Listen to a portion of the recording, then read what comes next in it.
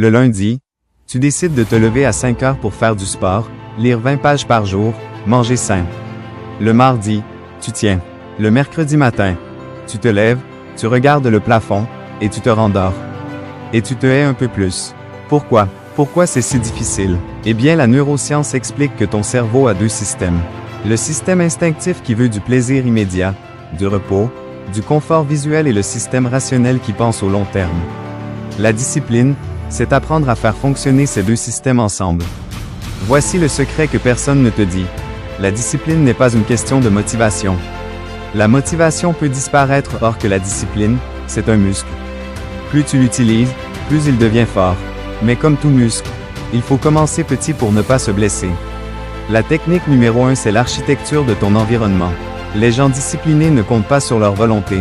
Ils rendent les bonnes actions faciles et les mauvaises actions difficiles. Technique numéro 2 consiste à commencer ridiculement petit. Veux-tu faire du sport? Commence par 1 minute d'échauffement. Veux-tu lire? Commence par une page. La magie n'est pas dans l'effort, elle est dans la régularité.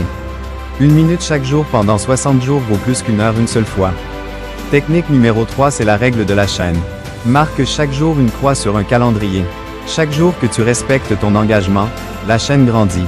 Bientôt, tu ne voudras pas briser cette chaîne, pas par discipline, mais par fierté. La fierté est plus puissante que la volonté. La technique numéro 4, c'est la règle du jamais 2 fois. Tu as raté une journée? Pas grave, mais jamais 2 fois de suite. La rechute unique ne détruit pas une habitude. La rechute en série, si. Un jour raté est un accident. 2 jours ratés sont le début d'une nouvelle habitude mauvaise. La discipline n'est pas une punition. C'est la plus grande forme de respect que tu peux te témoigner à toi-même.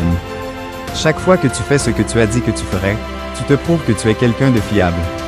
Et cette confiance en toi-même, aucun compte en banque ne peut te l'acheter.